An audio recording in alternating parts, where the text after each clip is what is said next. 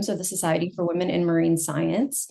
SWMS brings together marine scientists of all career levels to discuss, celebrate, and promote women and other marginalized genders in the marine science community. You can check out our website at swimsmarinescience.com and learn more. And it's not going to let me switch the slides. There we go. So a little bit more about us. We are a 501c3 nonprofit, and we have a steering committee that kind of leads the organization on a national level, or what we call big swims. So that is all volunteer run, and we are early career women. And we host professional development webinars and networking webinars as well. Just like this one, we did kick off recently SWMS Pods, which is like a networking space, but also a support space. We had a small group on November 18th, and it was really nice. So we are planning to do another one of those. They'll probably be like on a seasonal cadence. And then we facilitate clubs. There's a book club and a writing accountability club going on right now. We have a mentorship program, which I'll go over just a few more details in a second. And we have a community Slack that we really try to engage with members on and talk on there. We also provide chapter funding and travel grants. And then we have chapters that are locally organized. We have a map here, mostly focused in the US, but we do have 2 chapters in Africa. There are 24 worldwide, and they host local events, create community on a local level. A lot of them are associated with universities. And so we really enjoy hearing about all the events that our chapters put on. So like I said, we do have a mentorship program, and we pair mentors and mentees of all career levels.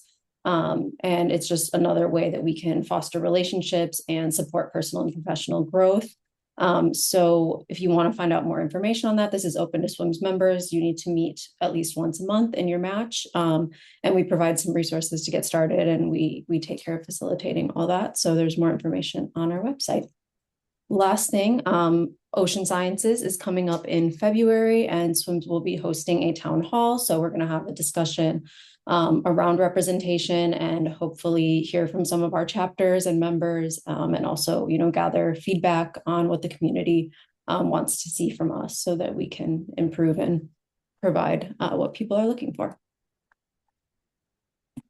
And Jenny, I will share your slides if you want to give your intro.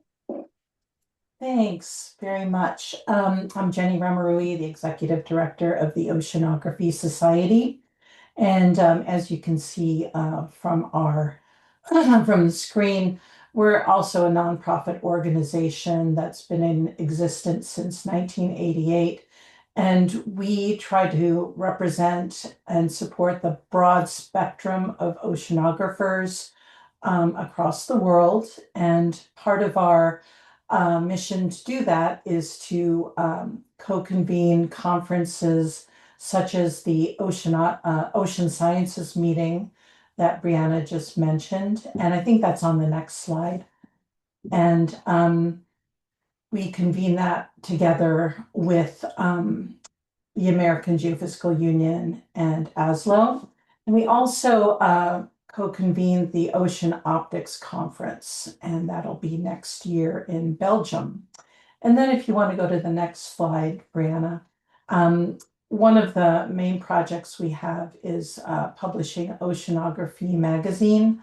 And this is where we really try to help oceanographers from different disciplines convey their scientific research in a way that like a chemical oceanographer can read an article on physical oceanography and really understand that and help it inform their research. And this is how we're trying to support our community. And we're really happy to be helping out with this webinar series. And we've been posting the recordings on our website at tos.org. And you'll receive information on that link after the webinar. Thanks very much.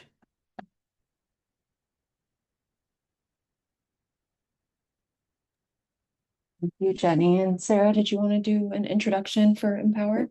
Sure.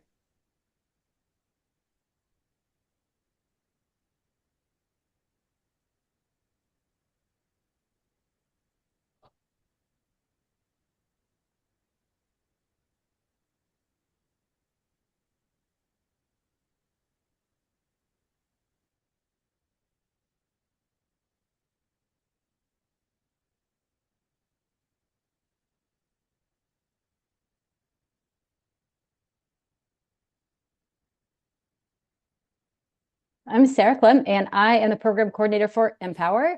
And MPOWIR is a community-based program providing mentorship and professional development for physical oceanographers from late graduate school through their early career paths. And we offer opportunities like this one to build community. We hold webinars, we hold forums and socials at scientific meetings. And then also offer professional development conferences, Tulo conference, we have a virtual conference, and then we're doing a conference ahead of ocean sciences this year. And then our main activity are small mentoring groups. So those groups meet, they form in the fall and meet for about 2 years, and they're small 6 to 8 person groups with 2 senior leaders. And then we also collect statistics and publish on the status of women in science and in oceanography.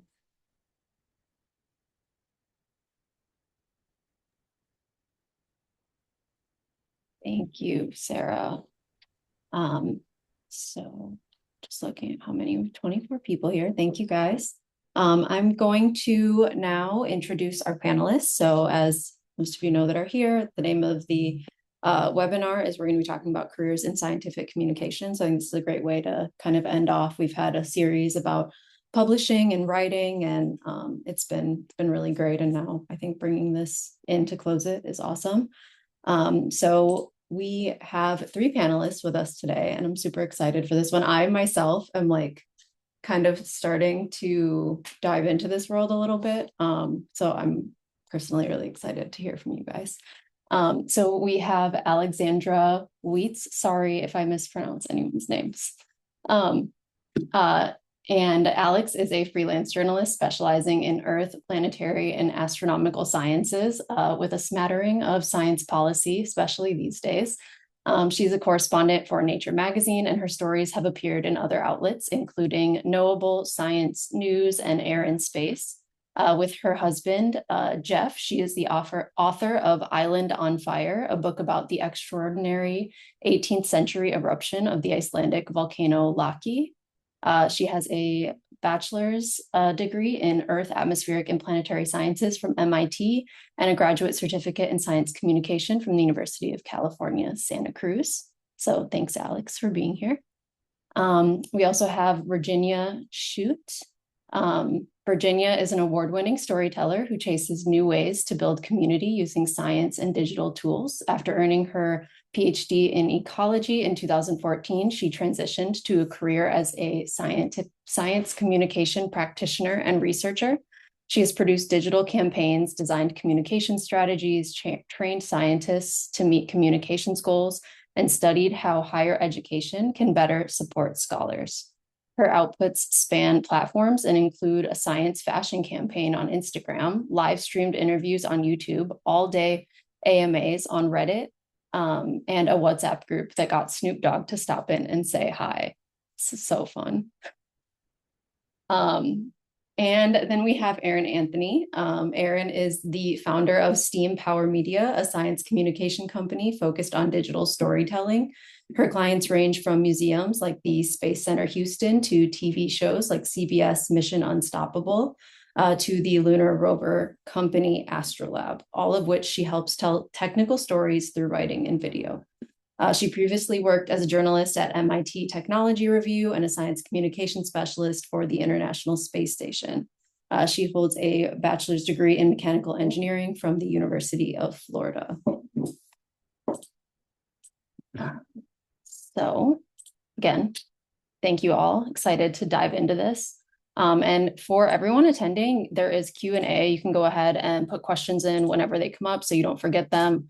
And we have saved some time at the end to answer those. You can also talk in the chat. We made sure to open that up because it was an issue on the first webinar, so should be open for chatting during the panel as well. And so I think the last one of the panel that we did, we kind of just, whoever wanted to go first can go first and chime in. So I think we'll go ahead and do that style this time. We're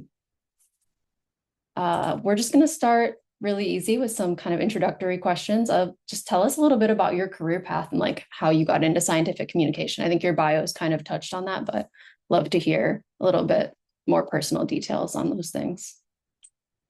I'm happy to go first since for some reason I pulled the first straw in the introduction. So so I was studying geology at MIT as an undergraduate and realized I didn't want to work in oil and gas and realized I didn't want to go on for a PhD. So I was sort of approaching my fourth year going, what am I going to do with my life? And I had always liked writing. I'd worked as a I didn't work at the student newspaper, but I had worked as a writing tutor on campus. And I had just written, kind of creative description things along the way. And one of my professors told me about a graduate program in science communication at the University of California, Santa Cruz. And that sounded like a really good plan, right? To not have to like write grant proposals, like go and do the research, like write up the paper, deal with reviewer two, and all that kind of stuff. So I went to grad school for 9 months at the University of California, Santa Cruz, and it was just like a crash course in journalism. And it was great. And that started me on my career. And I have worked for newspapers and magazines. I mean, I was a science writer at the paper in Dallas, Texas for a decade. And I currently now work kind of in a much more specialized publication. I work as a correspondent for Nature, the weekly journal that's based out of London, not really weekly anymore, in the digital age. But I primarily write news about things that affect the research community. So new discoveries that are being made in science, but also issues and trends. I'm writing a lot about kind of AI and science these days, questions like peer review, any sort of funding, any kind of community issues, which is not quite as glamorous as I was hoping early on. I've done more fun field reporting. I've done stuff like go to the North Pole with NSF funded scientists to study, actually, that was oceanography. They were studying ocean moorings to study climate change around the pole. I've been to China in the aftermath of the large quake on Sichuan in 2008 to report on kind of how the Chinese seismological community was dealing with the aftermath of that. But most of my days I'm in my basement writing about Trump funding cuts. So, that's my day-to-day life. I just I want can to go ahead. yeah. Sorry. That was really great, Alex. And I was looking at like the next question that I had queued up, which was kind of like, what does your current role look like? And I think you already went into that. So I think these go naturally really well together. So before you answer, I just wanted to say you can kind of go into how you got in there and then what your current role looks like as well. So sorry to jump. You're good. So the way I kind of got into it was I was debating between going into getting a journalism degree or an engineering degree when I went to college. I liked making things, but also I've editor-in-chief my high school paper, loved doing that, and I figured I could always go back to journalism. It would be a lot harder to go back to engineering, and I really liked making things and wanted to get that technical expertise. When I told my professors this, they were like, "Great, you could be a technical writer. Do you want to write manuals?" And I was like, "No, that doesn't sound exactly like what I want to do."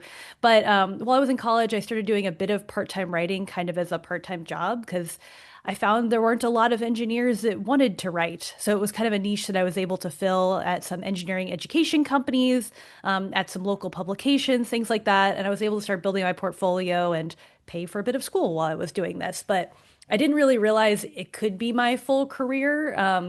Until I started seeing some opportunities for science communication internships. And when I graduated, I had 4 engineering internships at that point because I really wasn't sure. When you're going through that pipeline in school, you start getting funneled down these tracks of industry or academia and stuff.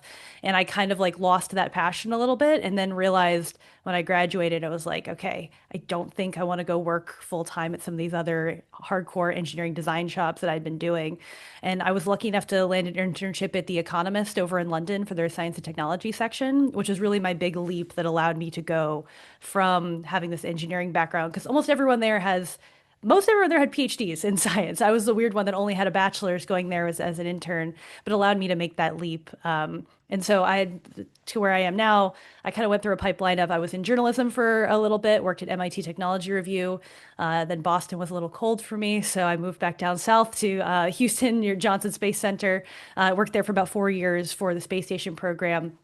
But now, yeah, I run my own business. I really liked working at NASA, but it's very bureaucratic and it was a great place to learn. But I really wanted to go out on my own. I'm very much an entrepreneur, and now I get to work with a bunch of organizations, like you said, and my connection with SWMS is I've sailed on 2 ocean expeditions, one on the Joyde's Resolution and one on the Nautilus. And I talked to the SWMS group when I was on Nautilus just a few months ago. So although I am very known for space stuff, it's really exploration and science as a whole that I enjoy communicating and doing, not just writing, now video and social media as well.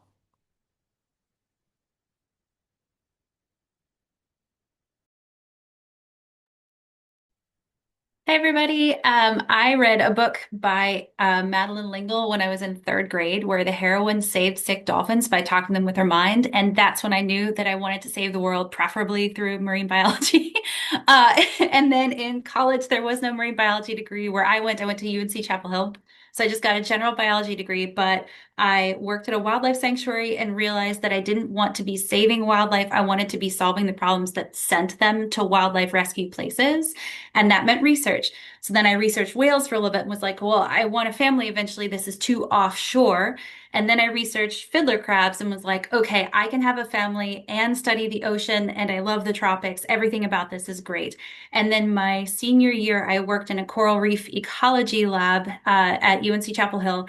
And the professor got the project started with some students, and then the students maintained them, and he went back to his family. And I was like, okay, this is a model I can replicate. So I went to grad school to get my PhD, and it was in ecology because I found I was open to marine kind of programs, but the specific person that I connected best with for my PhD was an ecologist, and I happened to work in marine systems. So I did my PhD in mangrove ecosystems because coral reef research required scuba diving, which was more expensive, and you had to have more certifications, and your helpers had to be more certified. So mangroves I could do on snorkel. I got a bunch of fellowships. I self-funded my PhD, which was amazing. I was working in the Florida Keys and Puerto Rico and Panama, setting up these giant like run for a year experiments, and it was amazing. I wanted to be a professor that was going to teach the intro courses because I show up everywhere like this. And I thought if I could get people to love this stuff as much, or at least a little, as much as I do, then, I could show them what a life of science would be like before they go off and do some other type of degree. And then my daughter was born a year before I got my PhD, and I was like, whoop, nope, actually, never mind. This research stuff is not for me, because around that time, I was done with all my field work. I wrapped it up before she was born because pregnancy and stuff. And then I realized that I had self-funded to do conservation work. So there was a question that I answered that changes the way we should do conservation around the Caribbean. And I realized the point of academia is to publish it and then move on immediately. But what I wanted to do was take my work and talk to the people doing the conservation and say, change it in this way for this reason. That wasn't part of the job. So I switched to the different job. So now I'm a science communicator. I absolutely love talking to people, and I view my job as helping people connect to science that makes life better. Since my PhD, we moved to Germany for a couple years because my husband just got tenure. He's also a scientist. He also does marine stuff. And he had a postdoc at the Max Planck right after we got our PhDs. So on my way to Germany, I did actually do some field work while I was pregnant with my second in Panama again, which was such an adventure. We moved to Germany. I became a freelancer, started picking up as much experience as I could get as a science communicator. We moved back to the States. For my job, I was the entire media department for a marine lab in South Louisiana. That's a PIO position. You'll hear that a lot if you want to go into science communication as a job, public information officer. And it basically means that instead of just doing stuff as you do it for the brand. And I was doing social media experimentation. So the lines get blurred a lot with what it means to use a brand voice versus your voice. Everybody knows there's a person typing on the keyboard behind, making posts and stuff. So I learned a lot, and I feel like I made a name for myself doing social media work at that job. Then when we moved to where I am now, I'm in South Jersey because my husband has a job at the university here. I work from home, and I felt like having made a name for myself in social media work, people knew what I did. They knew kind of that I was for hire again as a freelancer, and then things grew from there.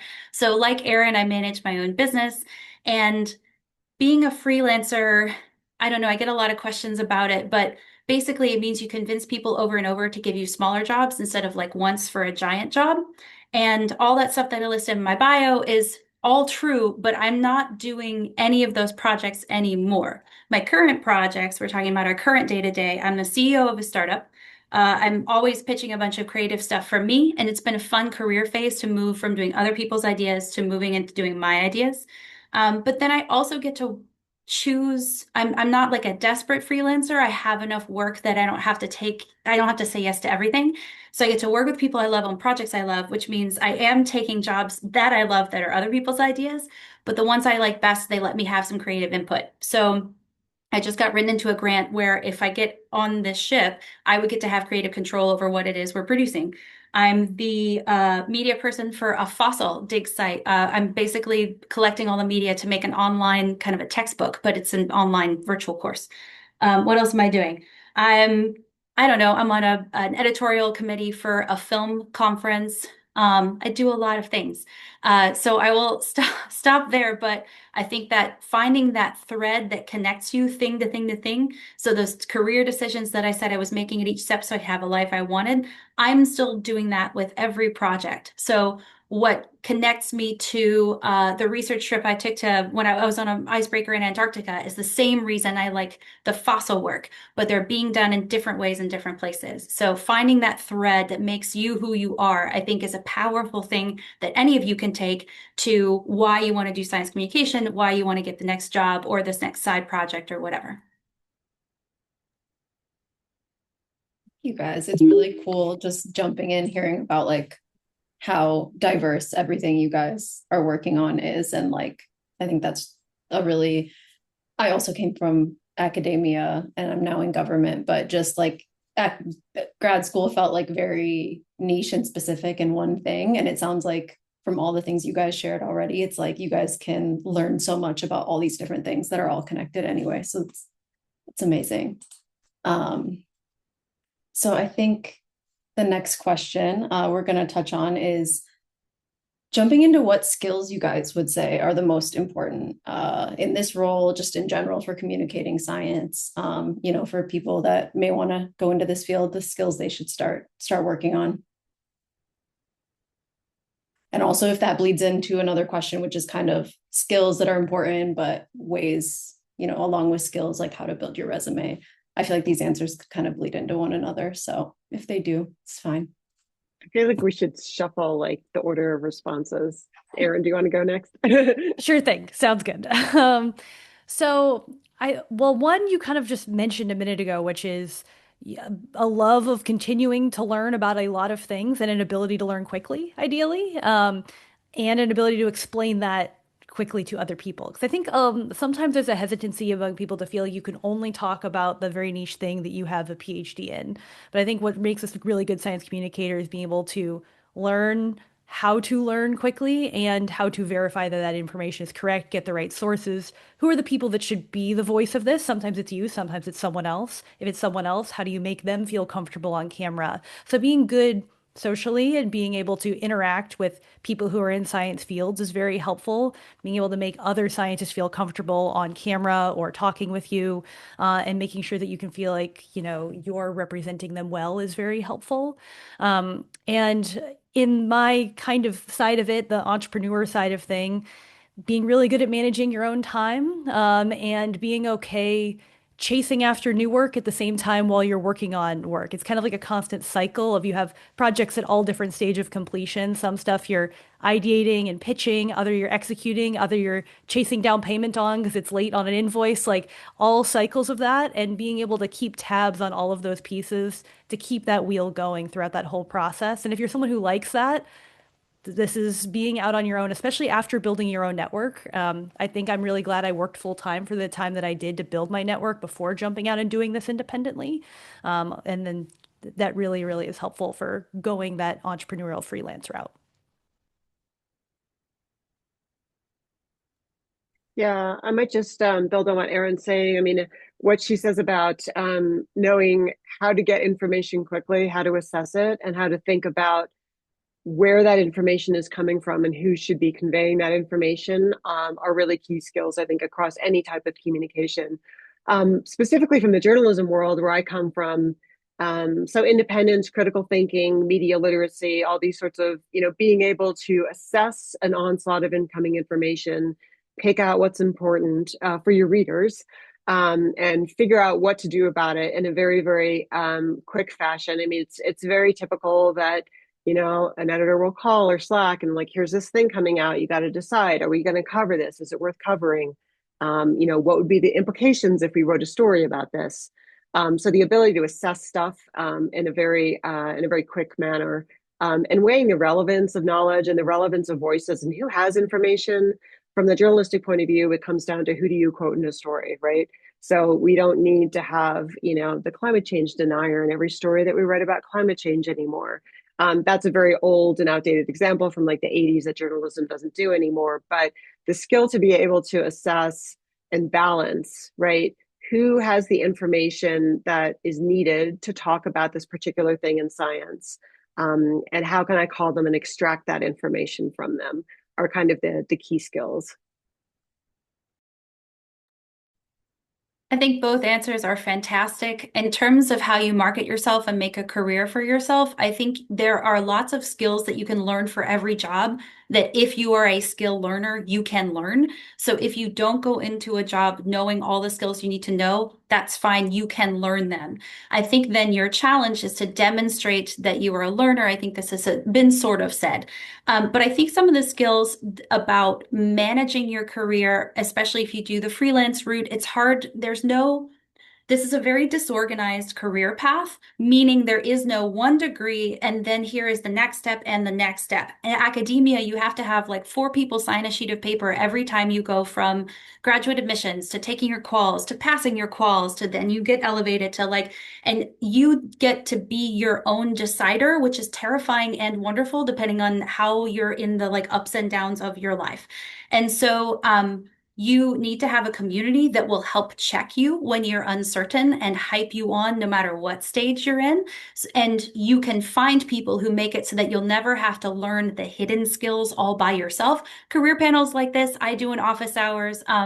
There are all kinds of people out there that can help you so that you don't have to start from scratch. And then I think the hardest things to really talk about are the ones that are going to serve you best coming from a career in the sciences. And you have to have mindset that transfers.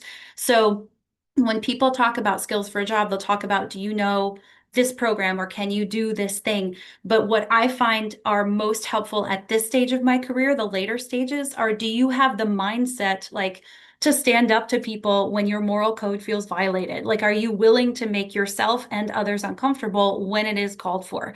And that's a hard one. It took me a long time to learn that. How do you make someone feel heard through a computer with like 6 words? So having the mindset of understanding that you are not going to get it right every time, but that you're going to learn every time. So I feel like these mindset kind of things are the most transferable from sciences to other things, but having help picking out what mindsets are going to serve you is much better than just trying to go it all alone.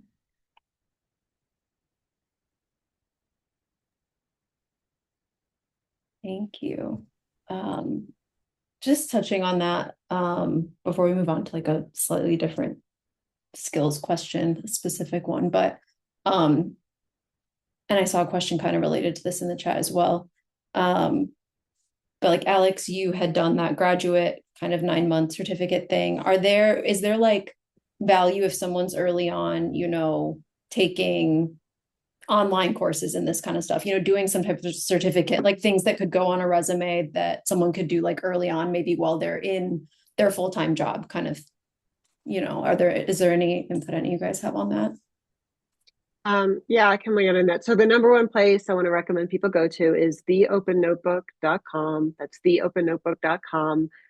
There is a tab for, I forget what it is, getting started in science writing or something like that. And that has a collection of amazing resources tailored to science writers of all, from all backgrounds. It has everything from, should I do an internship in science writing? Should I go to a graduate program in science writing? How do I start getting clips? How do I start pitching? Places where I might want to write for if I have no background. So theopennotebook.com, thank you. as the first place to go. But in terms of like short-term steps that you can do if you want to sort of get into, from my perspective, science journalism as a career, you can do very basic things that are around you. You know, if you're still an undergraduate, go work for your student paper, right? Like Erin was editor of her student paper. So go work for your student newspaper. If you're farther along in your career, maybe your department has profiles of various faculty that they put up on their website or whatever. Go to whoever the department chair is and say, hey, can I contribute to some of this, like, public facing content describing the research that's going on in my department?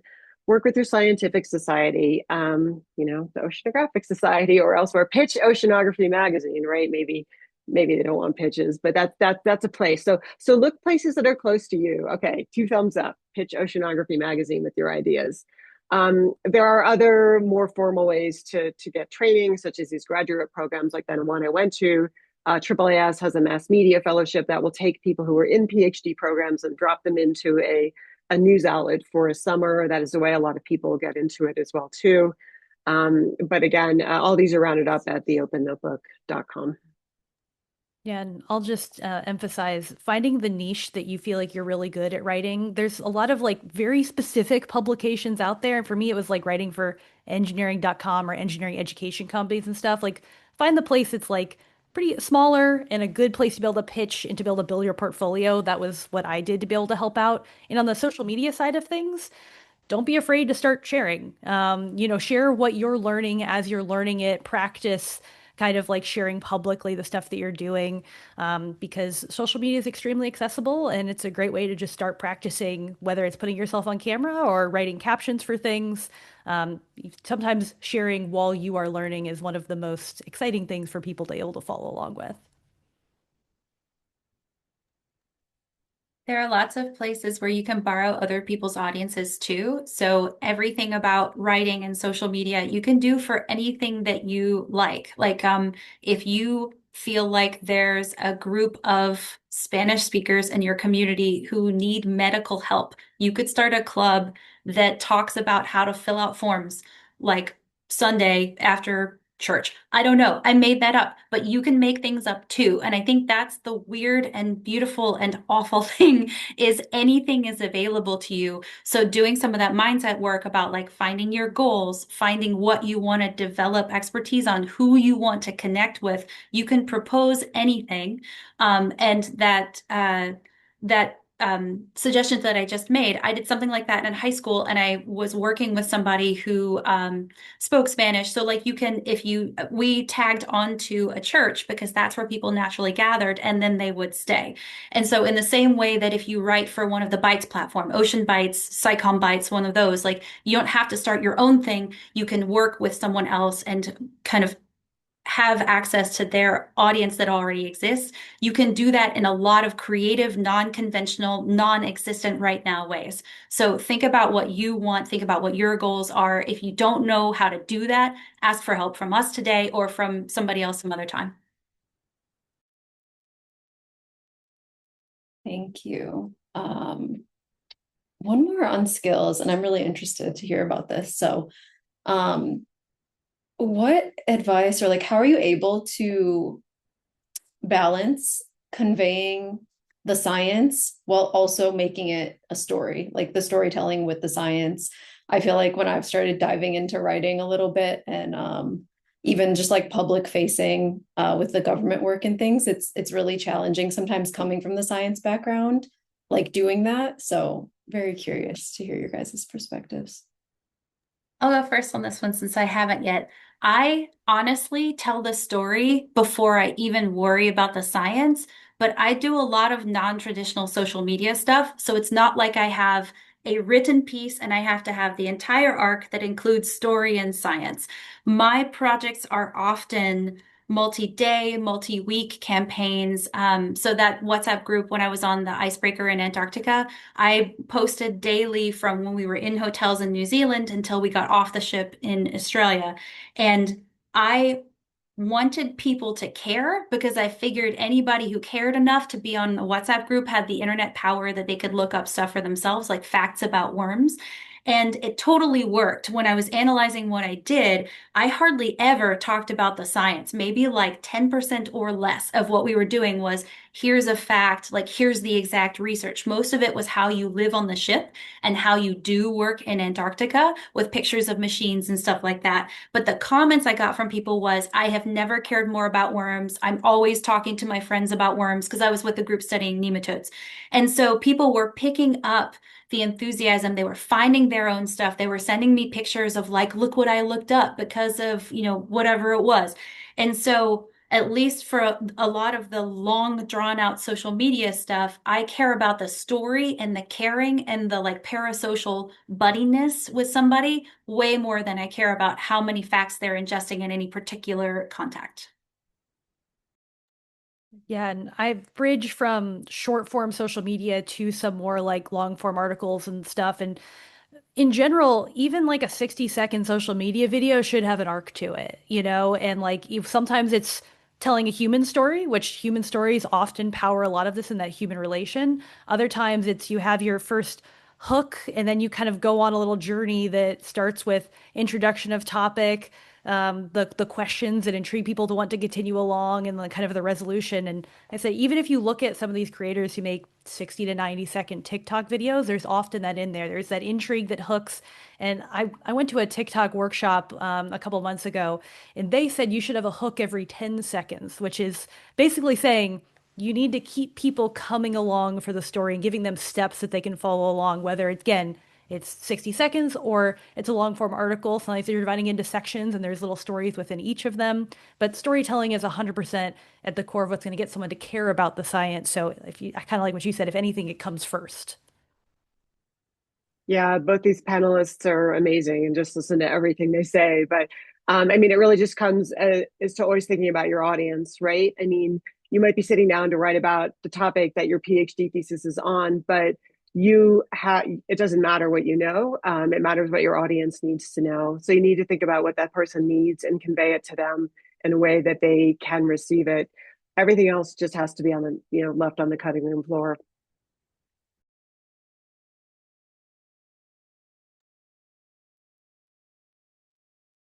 Super helpful. I think that's really interesting to hear because, like I said, coming in from academia and this, it was about what you knew. Like, at least in my experience and with my PI, it was very much like, no, it's about what you know and sharing that, not about what your audience cares about. So I love hearing that perspective, and I completely agree. Just the contrast is interesting. And then, so next I want to move into on the note of thinking about your audience. And, that comes with challenges of itself. What have you found to be the biggest challenge in communicating science, whether that has to do with, it doesn't sound like maybe the science part is always the biggest challenge. Maybe it's tailoring to your audience. I don't know. Love to hear from you guys on this. I used to freak out if I was going to write about quantum physics and I was going to have to explain how Large Hadron Collider worked and how the Higgs boson imbued everything with mass and whatever. Honestly, give me that any day over dealing with misinformation, disinformation, and the AI slop that's out there right now. Writing two sentences that describe why these oceanographers are analyzing the microbes that they are, that's child's play to compare to the rest of things. So a lot of my brain right now is sort of just taken up with how to maintain quality and accuracy in readership in an era when people are being pushed information from so many other platforms and directions. And people's media consumption habits are very sporadic, at least. So again, I would much rather have to explain quantum physics in a paragraph than deal with AI slop. Yeah, I'd second that on this one. I think the only other thing is right now, since I'm doing social media, there's so many platforms, and it's kind of a balance between focusing on certain platforms that you want to be on and then customizing that content for when you're sharing it elsewhere. There's this balance of really focusing in and being like, I'm making this video with Instagram in mind versus what would do really well on TikTok, and adapting that. And it takes time to be able to do all of that. But no, second what you're saying, misinformation and AI and all of that, which I think there's a question coming up later on that too. Those definitely are the biggest challenges right now. The biggest challenge that I face is lack of buy-in from people at the top. So when I was doing my job where I was supposed to experiment with social media for the Marine Lab was unwilling to take risk like I wanted them to, because every social media post that goes out had to have 3 levels of approval. It had to be approved by the Marine Lab because the Marine Lab is full of serious people who know things, had to be approved by whoever's work I was talking about, and then ultimately I would like to think about the audience I was trying to reach. And the first 2 parts of this triangle were unwilling to like experiment with humor. But my audience really liked the posts where I was making jokes. And so balancing the pull of who's funding science communication positions and projects and what they're willing to let get funded, that kind of sucks a lot of times. There are some places where you can find money to create, to like have some freedom. I often find that working with people who write me into grants, they aren't at the top level of an institution, and I know them more personally, and I can get more, I guess, permission or buy-in to try new things. But I think the people at the top also dictate attitudes about science communication, especially in academia. So science communication in academia is often counted as service and not as a legitimate piece of science, even though it's, NSF requires it and all this stuff. In grant proposals, it still is often seen as a distraction from real work in the sciences. But then when all this stuff has been happening since the new administration, people will be like, see, this is why we need science communication. And so they view it as like, it would save us if only people knew more things, which is like one of the first things you'll learn in science communication philosophy is like, that doesn't actually work. People don't just behave differently when you give them more facts. So I think people don't always know what science communication is about. They don't always appreciate its power. And then they wish that science communication could do more for them, but there's no systemic investment in valuing science communication and even allowing us to experiment with what makes it good. There are researchers, there are experiments, but not like there should be. You think about Nike, Coca-Cola, those people have so much money and they are constantly working to see what works to get people to buy into their product, quite literally. We are not doing that in science communication. And so if we think people should behave differently, people need to act like it and put money and resources and respect into it.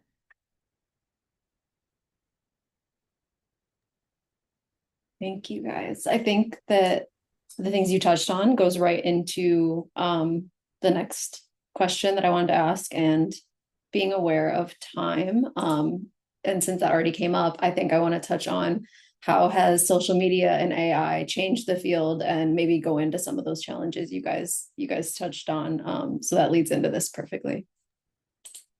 Well, I'll say social media definitely I'd say launched my career to another level, because I always did writing and journalism. That was my base of where I came from.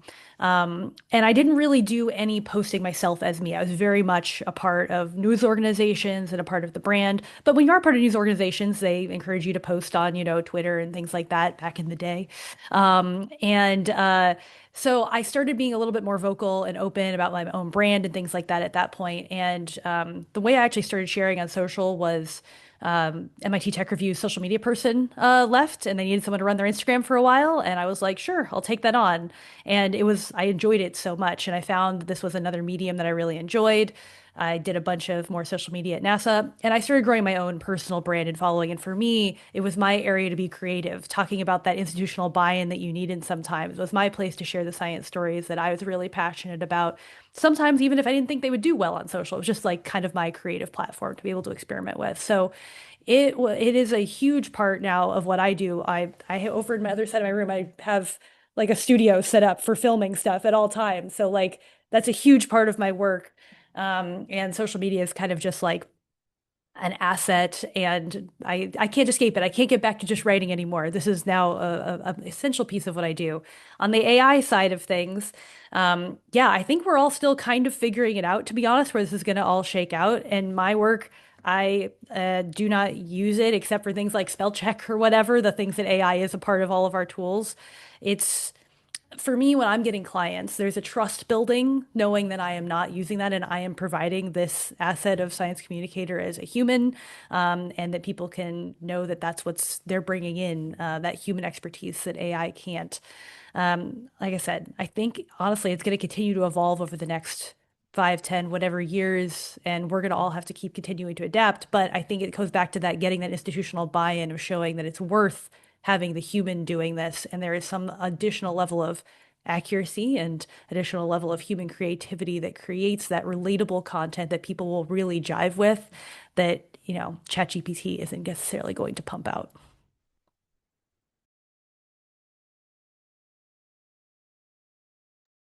I didn't get into science communication until after social media was a thing, and so it's all I've ever known. I'm not sure how it changed.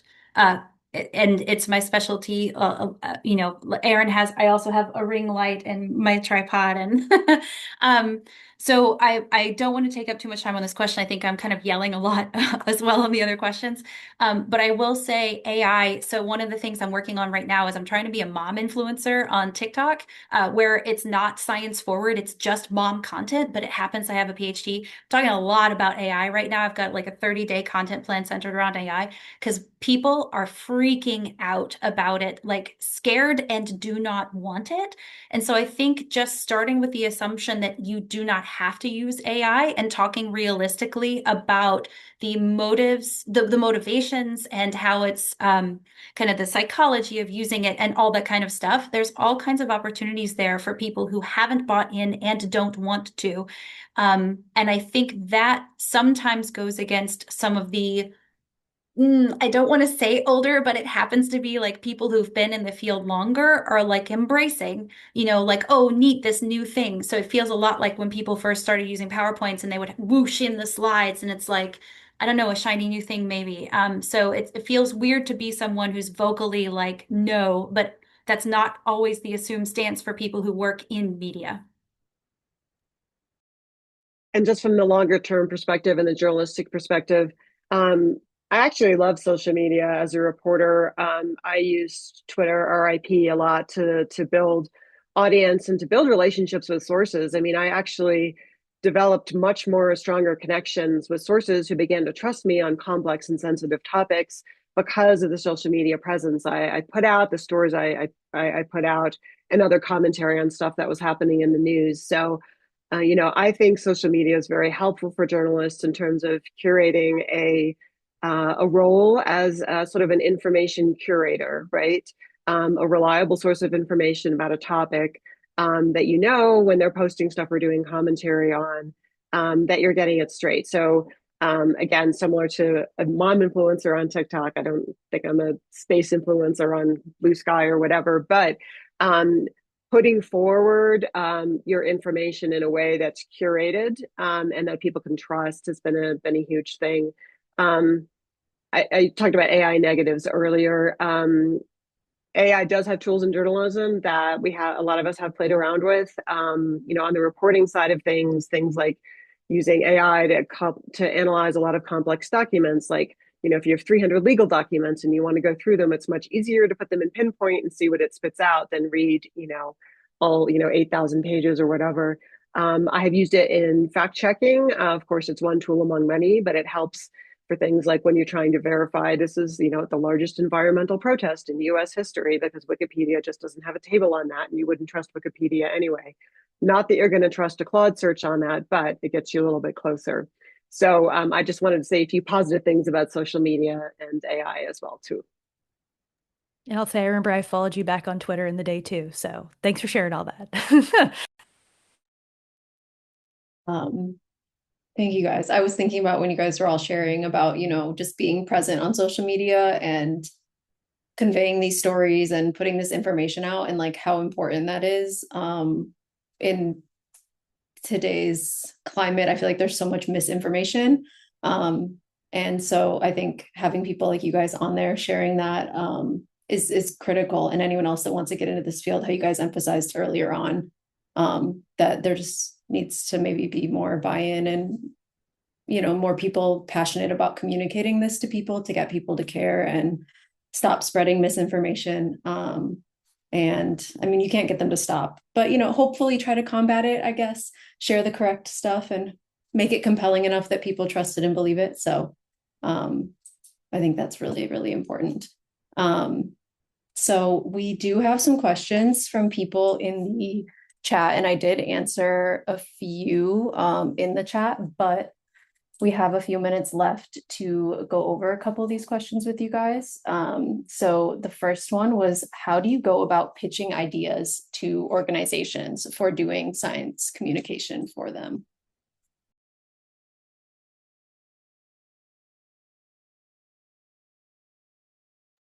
I get this question a lot as a freelancer, and it's usually asked as how do you get clients? And so pitching, like traditional pitching, like I have a story and I want to pitch Vogue, Cosmopolitan, anywhere else.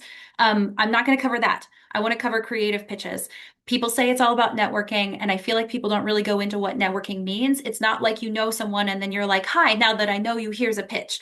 What I find is that if I am a good community member in spaces, then people know me as someone who is willing to give. And then someday the giving turns into something else. For example, I'm part of a educational creator group. And one day somebody asked, how would we do social media, something, something. And I was like, here's how I would do it. And they were like, can we hire you to do that? And I just said yes. And it's because we'd known each other for a year and a half, and I've just been showing up in chats and like talking to people about stuff, sometimes asking questions, sometimes giving advice. Those kinds of interactions, if you act like you are always trying to get something from people, it will not work. But if you are a good community member, that's the kind of networking that I find grows into something else. When I went to Antarctica on the icebreaker, it was because I met someone on a different ship that I was doing social media stuff for, and we just became friends. And the next time she had a grant opportunity, she asked if she could write me in, and I said yes. So a lot of it is stochastic, chaotic, like up to luck. But being a good community member first means you have more people who know of you and your philosophies and your willingness to like pursue good work for all. Yeah, I'm similar. I know we're obviously in the same area of work, so mine is other area of putting myself out there is my social media content that I make on my own pages is my portfolio, and it's putting out the type of content that I stand by and like to create. So other people that want to align themselves with that, they know to reach out to me. So I do have a lot of like people and companies reaching out to me. I'm also very vocal about the work I'm doing. So every month I share a roundup of all the projects that I worked on because in a similar way of like, there's no manager for me to report to and share what I'm doing, right? But I have a large network on LinkedIn and to be able to show, hey, I did a script writing project. I did a social media project here. I went to a TikTok event at the Houston Museum of Natural Science. Like it makes other people then think of you in relation to those type of projects. So continuing to be vocal about the work you're doing and that you're proud of. And as you said, kind of building that network through different strategies. For me, it's also applying for some more standard fellowships every year, things that allow you to be engaged outside of sitting in your home office and pumping out the work and being able to engage with those people like you would in an office or a regular job so that people continue to think of you and you find other collaborators to work with. And I just add the time management skill. Some of people talked about this earlier on, but the ability to project manage, especially when you're working for yourself, as all of us are, to make sure you have the right balance between content you're producing, stories you're writing, things that you're doing that are the main task, and then the portion that you spend sort of promoting that and the type of work that you do. Because I don't know about you guys, but I can spend like all day like just like posting stuff about stuff that's irrelevant or maybe relevant, but it's not really actually doing any work. So I have to force myself to make sure that a large chunk of my working time is producing work that I can then go out and promote.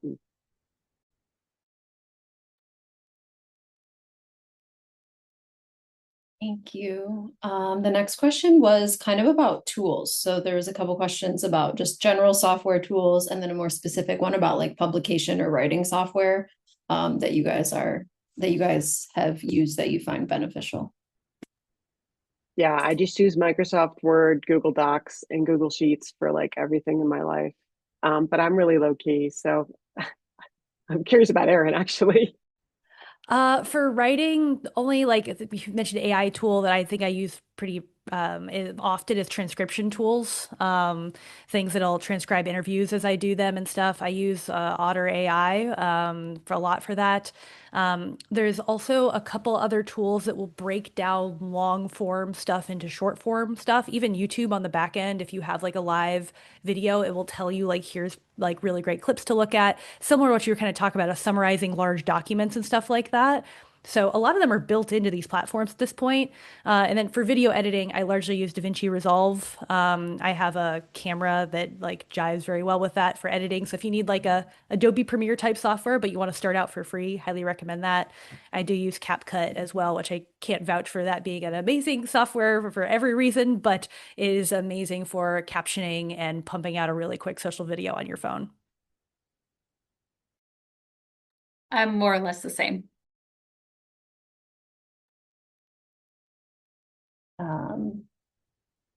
Thank you. Okay, we have like a minute, so really quickly, we can touch on the last one, which I already sort of shared a resource in the chat, but if there were any other places to look for opportunities that anyone wanted to throw out there, someone also had asked about that. There's a bunch of good Substack newsletters that put out opportunities. I can try to send you a few afterwards if you want to email them out to people. Yeah, happy to share resources after. So that would be great. I would just re-emphasize your scientific societies. So AGU is coming up, the Science and Society division of AGU does a ton of great work, not all of which is communication per se, but go network in those spaces if you're going in 2 weeks. I'm pretty sure ocean sciences must have some component like that as well too. So I'm a big fan of the national conferences being places to network and pick up skills. And as soon as you can get the confidence in yourself to just send asks, one of the first gigs I got when I was picking up experience and transitioning from scientist to science communicator, somebody had a photography business for science labs on every continent except Europe where I was living. And so I just emailed them and said something like that, but very polite. I was like, if you ever need somebody, and they wrote me back and they were like, yes. So if you can believe in yourself enough to send emails because other people are, and you deserve to also, you never know what might happen. Thank you guys. I'm trying to like send all of these things in the chat, and I also hopefully it saves a subscription or like saves transcription of this chat so I can pull these from there and I can send this stuff out because people are probably not catching it all this quickly. But I want to thank you guys all once again. This was really fantastic. Thanks for your time. Thanks for sharing all these insights. I feel like we had more questions and not enough time, and maybe we'll do some more things on scientific communication in the future. Thanks to everyone that attended, and there was a lot of people active in the chat and asking questions, so thank you.